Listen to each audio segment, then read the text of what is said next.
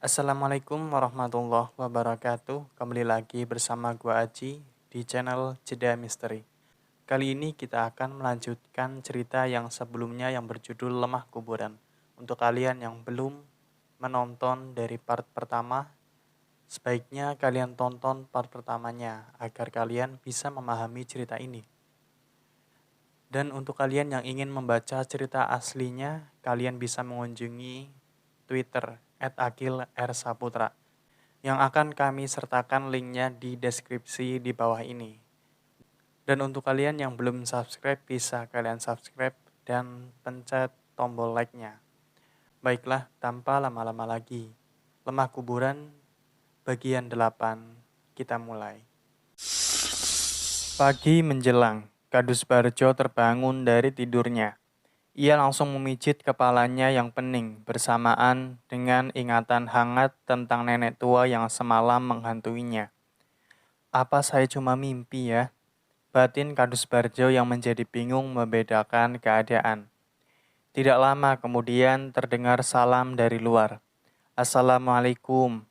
Suara itu adalah istrinya yang baru saja datang, yang mana seketika itu membuatnya menjadi ingat kalau kemarin sore istrinya sempat pamit untuk menginap di tempat saudaranya di luar kampung, karena ada acara hajatan. Oh, apa semalam yang ada di atas ranjang ini memang dedemit ya? Batin Kadus Barjo yang langsung beranjak keluar dari kamarnya. Sang istri memandangnya dengan heran, alisnya mengkerut seraya berkata, "Sampean itu habis ngapain? Kok bajunya kotor semua?" Tanya sang istri yang melihat baju Kadus Barjo yang berwarna putih itu penuh dengan lumpur yang mengering. Kadus Barjo tampak bingung menyadari itu. Ia yang setelah itu hendak merangkai kata-kata untuk menanggapi, mendadak dibuat urung oleh kedatangan Pak Carik Sukmo yang tiba-tiba terkopoh masuk ke dalam rumahnya. Tetangga sebelah rumahnya itu tampak panik mengabarkan sesuatu yang ia temukan di teras rumahnya. "Saya sepertinya sudah ikut terseret, Kang," ucap Pak Sukmo yang setelah itu mengajak Kadus Barjo untuk keluar dan melihat sesuatu yang ia temukan pagi ini. Apalagi kalau bukan ceceran tanah yang berbau minyak mayat itu. Melihatnya, Kadus Barjo hanya menghela nafas dan segera menyuruh Pak Sukmo untuk mengepel lantai teras rumahnya dengan air kelapa hijau. "Sudah, itu dibereskan saja, terus dipel dengan air kelapa hijau. Sudah saatnya sampean ikut saya, Pak Carik, ke rumah Pak Lurah," kata Pak Kadus Barjo kepada Pak Sukmo. Entah kapan tanah kuburan itu disebar, yang jelas asumsinya adalah kemungkinan itu dilakukan selepas pukul 2 dini hari tadi. Mengingat sebelum itu Kadus Barjo Pak Sukmo dan istrinya sempat mengobrol hingga kemunculan sosok nenek tua yang akhirnya membubarkan pembicaraan mereka di teras rumah Pak Sukmo. "Seumur hidup baru semalam saya melihat dedemit Mbak Yu," ucap istri Pak Sukmo kepada istri Kadus Barjo dalam obrolan teras pagi itu. Yang mau tidak mau berlanjut dengan kilasan cerita tentang perwujudan sosok nenek tua yang terlihat semalam. Pembicaraan pagi itu menjadi cukup serius dan akhirnya dengan konklusi bahwa kemungkinan yang sekarang diincar bertambah satu lagi, yaitu Pak Sukmo dan keluarganya. Pagi pun berganti siang. Orang-orang penting dari kubu Lurah Pak Wiro kini kembali berkumpul. Mbah Kotro, Pak Karim, Pak Warso, Mbah Suyuti, para kadus-kadus, dan Pak Sukmo kini tampak duduk bersama di ruangan utama. Hampir semua orang yang ada di situ datang dengan membawa keresahan yang sama, yaitu tentang ceceran tanah kuburan yang kini kembali mereka temukan di depan rumahnya. Gangguan yang mereka alami juga cukup beragam, dari penyakit yang tiba-tiba datang, suasana rumah yang menjadi tidak baik, dan juga teror lelembut yang berpurwa-rupa. Pak Karim contohnya, ayah dari Kang Kuriman itu terlihat menyingkap lengan bajunya dan memperlihatkan ruam lebam yang muncul di lengannya. Hampir persis seperti apa yang terjadi kepada anak Kang Saleh tempo hari. "Saya itu semalam ketindihan, mimpi dinaiki oleh hantu wewe yang tingginya 2 meter. Terus bangun-bangun sudah seperti ini," kata Pak Karim yang kini juga membuka kancing kemejanya dan memperlihatkan sebagian dadanya yang ternyata juga penuh dengan ruam lebam itu. Yang terjadi kepada Mbah Kotro juga tidak kalah aneh. Ia mulai menyadari dan mengaku selama ini kalau sedang berada di rumah rasanya hanya ingin marah-marah saja. Puncaknya adalah tadi pagi ketika ia memarahi dan menalak cerai istrinya. Hanya gara-gara tidak sengaja mematahkan pipa tembakau cangklong miliknya. Entahlah, setan belang apa yang mampir di pikiranku. Untung saja saya langsung sadar setelah ditampar oleh istri saya. Lagian, sangat tidak lucu kalau kakek nenek seperti kami tiba-tiba bercerai. Kata Mbah Gotro yang tak acap langsung mengundang tawa kepada semua orang. Pak Sukmo menyela di tengah tawa, menceritakan keluhnya atas kejadian semalam bersama Kadus Barjo.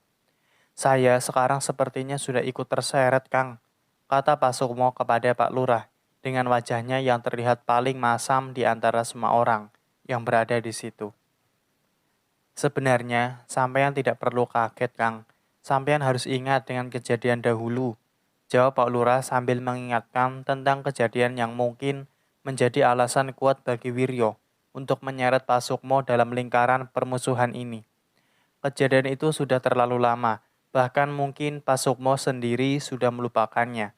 Sekitar 10 hingga 15 tahun yang lalu, Pak Sukmo kalap dan menghajar Juragan Wiryo di tengah pasar hewan.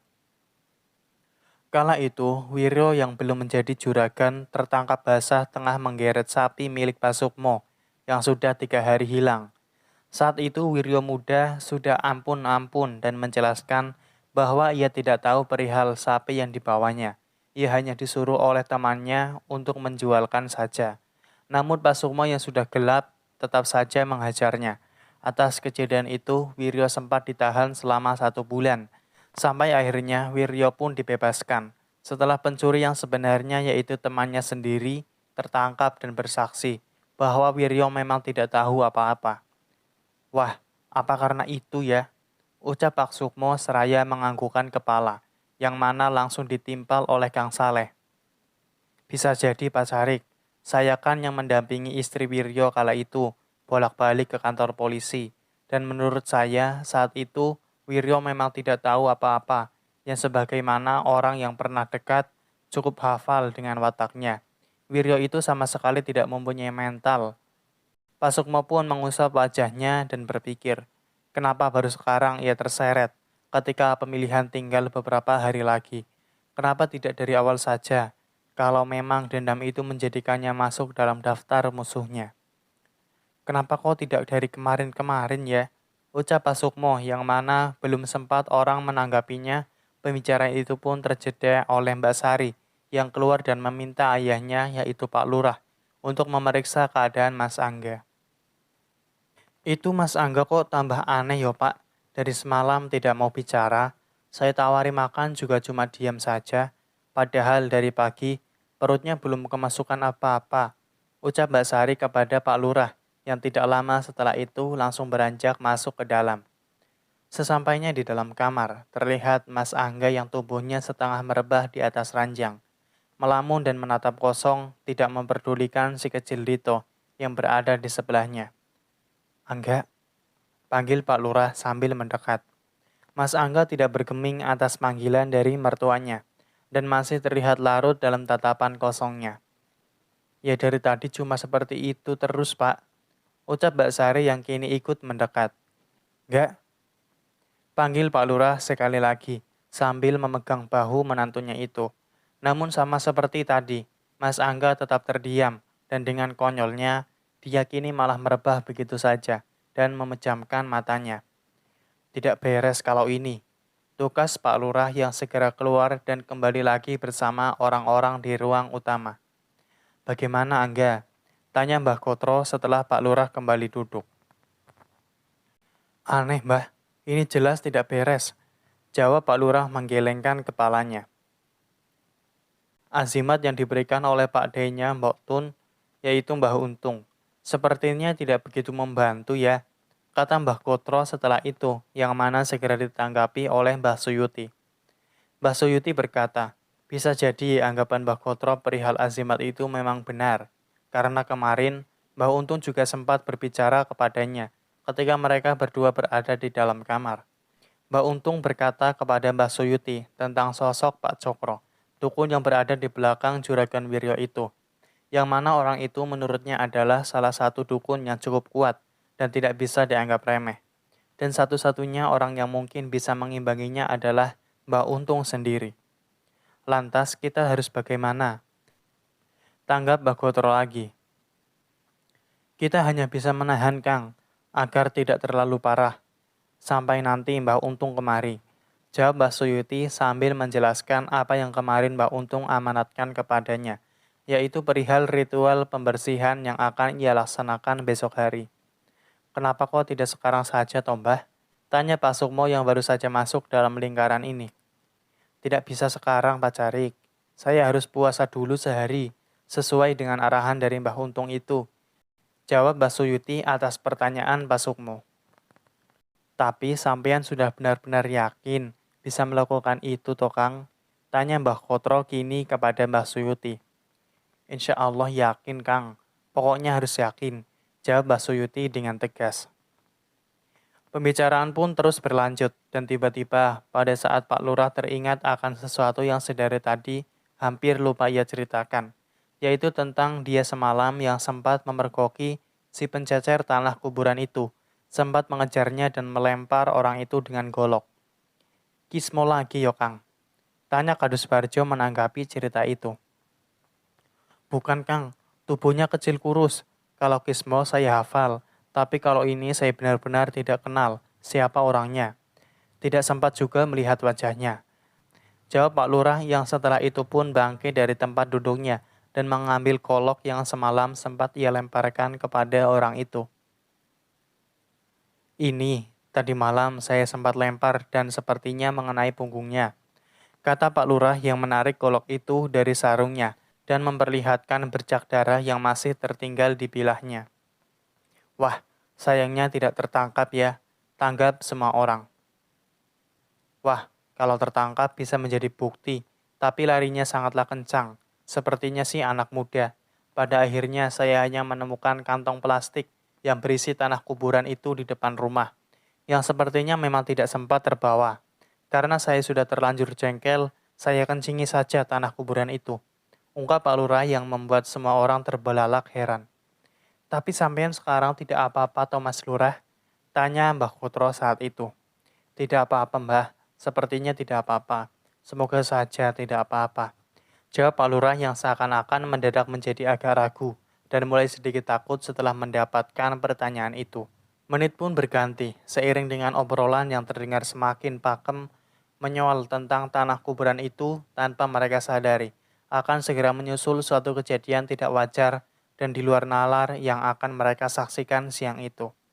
Semua itu berawal dari kedatangan Mbok Tun siang itu di rumah Pak Lurah dengan rupanya yang lelah dan gelisah. Seharusnya ia tiba di sini pagi tadi, seperti biasanya. Namun tampaknya untuk hari ini, sepertinya ada sesuatu yang menahannya. Sehingga membuatnya baru saja bisa datang sesiang ini. Maaf Pak Lurah, kalau saya baru datang, ucap Mbok Tun kepada Pak Lurah setelah ia masuk. Tidak apa-apa Mbok, memangnya ada apa toh? Kata Pak Lurah mempertanyakan. Tidak apa-apa kok Pak Lurah, cuma suami saya itu saja yang lagi masuk angin. Dan karena semua anak-anak sedang ke sawah, jadi saya terpaksa menunggu dulu sampai mereka pulang. Jawab Mbok Tun. Mendengar jawaban itu, seketika membuat dahi semua orang mengerenyit. Pikiran mereka masing-masing secara spontan tertuju pada hal ganjil yang belakangan ini terjadi. Jangan-jangan karena itu. Itulah yang mungkin ada pada batin mereka semua saat ini. Terus, Lik Trimo bagaimana sekarang? Tanggap Lurah Pawiro kembali. Ya seperti itulah Pak. Tapi tidak apa-apa kok. Karena sekarang sudah ada anak-anak saya yang menunggu dan menemaninya. Tugas Mbok Tun. Jawaban tidak apa-apa dari Mbok Tun tentu tidak serta-merta bisa mengalihkan pikiran mereka semua untuk tidak menjurus kepada hal itu. Namun karena masih banyaknya pekerjaan yang harus Mbok Tun selesaikan saat itu, mereka pun tidak bisa menanggapi dan membicarakannya lebih jauh. Maaf, saya ke belakang dulu ya. kata Mbok Tun yang pamit dan hendak melakukan pekerjaannya. Semua orang di ruangan itu sebenarnya sama-sama menyadari ada yang aneh dan tidak biasa pada Mbok Tun. Ia terlihat gelisah, tertekan dan tidak nyaman. Seakan ada sesuatu yang ia coba untuk disembunyikan. Mbok Tun segera menuju dapur, menemui Ibu Sundari yang tengah sibuk mengolah masakan. Ia melempar senyum tanggung kepada istri majikannya, dan seraya menunduk Mbok Tun juga meminta maaf. Baru saja datang karena suaminya ia yang mendadak sakit. Walah, sudah saya duga, Mbok. Pasti ada sesuatu. Ya sudah, tidak apa-apa. Sekarang tangkap ayam saja di kandang belakang, buat masakan nanti malam, kata Ibu Lurah Sundari. Nggih, Bu. Jawab Mbok Tun yang langsung berjalan ke belakang untuk mengambil ayam di dalam kandang. Singkat cerita, menit demi menit berlalu. Suara kiak ayam beberapa kali terdengar. Namun, hampir 30 menit, Mbok Tun tidak juga kembali ke dapur. Ibu Sundari yang berkali-kali memanggilnya dari jendela dapur merasa heran, karena panggilannya tidak direspon oleh Mbok Tun. Kenapa sih Mbok Tun? Kata Ibu Sundari yang sekali lagi kembali memanggilnya. Yang mana untuk kali ini, akhirnya Mbok Tun menanggapi. Tapi apa yang keluar dari mulut Mbok Tun dalam menjawab panggilan Ibu Sundari terasa sangat aneh. Mati, mati, mati. Teriak Mbok Tun dari dalam ruangan berisi kandang itu beriringan dengan suara ronta kiak ayam yang berkelabakan. Astagfirullah, sentak Ibu Sundari yang mengamati dari balik jendela. Ia yang menyadari ketidakberesan itu langsung berlari menuju ruangan utama dan mencoba memberitahukan hal itu kepada suami dan orang-orang yang tengah duduk berbincang. Mbok Tun, kenapa itu Mbok Tun? Kata Ibu Sundari gugup terbata karena tidak bisa menggambarkan apa yang ia rasakan. Ada apa, Bu? Jawab Pak Lurah yang tanpa dijawab. Ia langsung diseret begitu saja menuju ruangan belakang oleh istrinya. Semua orang berada di ruangan itu pun turut bangkit dan mengikuti. Ada apa sih, Bu? Tanya Pak Lurah lagi. Setelah beberapa tapak, ia dan semua orang keluar dari pintu belakang. Mbok Tun di dalam, sudah dari tadi tidak keluar. Tanggap Ibu Sundari membisik seraya berjalan menuju ruangan kandang itu. Suasana sekilas tampak biasa saja, hingga akhirnya ketika Pak Lurah, Ibu Sundari, dan semua orang sampai di bibir pintu, terdengarlah di situ, samar isak tangis dari dalam ruangan kandang. Kenapa itu? Kata Pak Lurah yang tersentak dan langsung masuk begitu saja ke dalam kandang. Dan terlihatlah pemandangan yang mengerikan di salah satu sudut. Ya, itu adalah Mbok Tun, yang sekarang terlihat menangis sambil duduk memeluk lutut, dengan darah merah yang melumuri hampir seluruh wajahnya. Tampak juga di situ ayam-ayam yang bergelimpangan, ada yang sudah tidak bergerak, dan juga ada beberapa yang masih menggelincang. Mbok, ucap Pak Lurah dengan sedikit terbata. Yang tidak lama setelah itu, Mbok Tun pun menjawabnya dengan tangisan. Maafkan saya Pak. Saya benar-benar tidak tahu, kata Mbok Tun sambil menangis dan terisak. Mereka semua tidak tahu pasti apa yang terjadi. Begitu juga dengan Mbok Tun, yang menurut pengakuannya, pandangannya mendadak gelap ketika setapak melangkah masuk ke kandang, dan kembali terbangun berlumur darah di antara ayam-ayam yang mati. Menurut Mbah Suyuti, diduga kuat Mbok Tun dirasuki oleh sesuatu yang membantai dan menghisap darah semua ayam yang berada di kandang. Entah apapun itu, yang jelas, semua semakin aneh dan tidak masuk akal saja. Mbok Tun segera dibawa pulang ke rumahnya, beberapa saat setelah ia ditenangkan dan membersihkan diri. Semua orang hanya bisa terenganga menggelengkan kepala dengan kejadian-kejadian janggal yang semakin keterlaluan ini. Nanti malam kita secukupnya saja, tidak usah sampai larut. Malam ini jaga rumah kita masing-masing dulu. Pinta Pak Lurah kepada semua orang agar malam ini mereka tidak berkumpul hingga larut. Singkat cerita, azan asar pun terdengar berkumandang, bersamaan dengan orang-orang di rumah Pak Lurah yang mulai beranjak pulang. Semua wajahnya tampak tegang waspada, memendam rasa khawatir yang semakin berbalut oleh amarah. Seandainya tidak ada hukum, sudah saya kelewang tengkuk Wirya itu, kata Pak Lurah kepada Ibu Sundari beberapa saat setelah semua orang pulang Hus, ojo ngawur. Sabar saja. Semua pasti ada jalannya, jawab Ibu Sundari. Hingga malam pun tiba, semua orang kembali berkumpul di rumah Lurah Pawiro seperti biasanya. Dan sesuai apa yang diarahkan tadi sore, acara basa-basi itu tidak berlangsung sampai larut. Mbah Kotro yang tiba-tiba mempunyai strategi menyuruh semua warga pendukung Lurah Pawiro agar melapor atau kalau bisa menangkap. Jika malam ini melihat gerak-gerik mencurigakan dari pendukung Juragan Wiryo. Ini sudah semakin panas. Kalian semua tahu kan, mereka sudah menggunakan cara-cara yang tidak wajar. Pokoknya sekarang kalian semua pulang, jaga rumah masing-masing.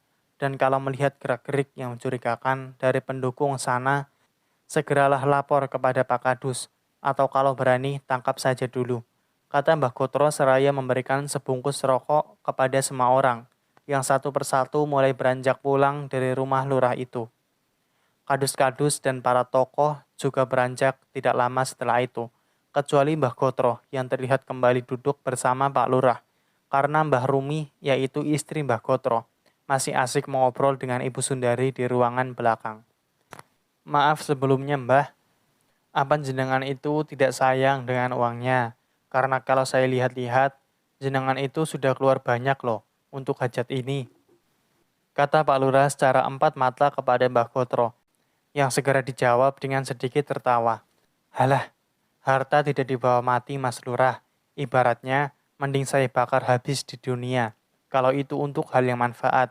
Sudahlah, jangan merasa tidak enak. Saya ini betul-betul ikhlas. Jawab Mbah Kotro dengan gaya khasnya. Tidak lama setelah itu, istri Mbah Kotro pun keluar bersama Ibu Sundari. Dengan wajahnya yang terlihat resah, orang yang kerap disapa Mbah Rumi itu tampak meragu saat mengajak Mbah Kotro untuk pulang. Apakah kita akan pulang, Pak? Kata Mbah Rumi kepada Mbah Kotro. Ya pulanglah, Bune. Masa mau tidur di sini? Tanggap Mbah Kotro yang setelah itu balik bertanya. Memangnya kenapa? Takut? Hah? Pasti karena cerita dari Ibu Lurah toh? Timpal Mbah Kotro. Mbah Rumi hanya tersenyum karena memang benar kalau ia baru saja mendengar cerita-cerita dari Ibu Sundari. Sudahlah, menginap saja di sini. Banyak kamar kosong kok. Sela Ibu Sundari saat itu. Mbah Kotro hanya menghela nafas panjang, seraya menatap ke arah Pak Lurah yang tidak lama setelah itu juga mengatakan hal yang sama.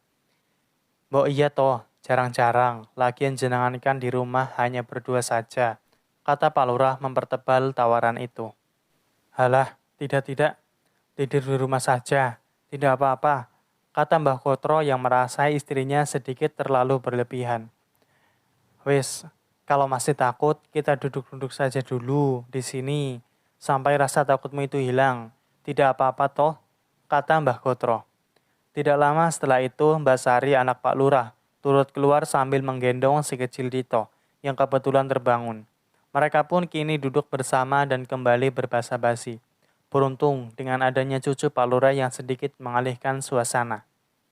Perbincangan pun sejenak mulai berubah riang, namun sayangnya itu tidak bertahan lama. Ketika tiba-tiba Dito mengacungkan jarinya mengarah ke sudut jendela. Mek, mek, mek. Ucap Dito dengan logat cadelnya, menunjuk-nunjuk ke arah jendela. Suasana riang seketika menjadi agak senyap. Semua mata segera tertuju ke arah di mana Dito menunjukkannya. Kenapa, adik? Kata Ibu Sundari kepada sang cucu yang kebetulan berada dalam pangkuannya. Sang balita, Dito tentu saja tidak cakap untuk menanggapi dan masih saja menunjuk-nunjukkan jarinya ke arah yang sama.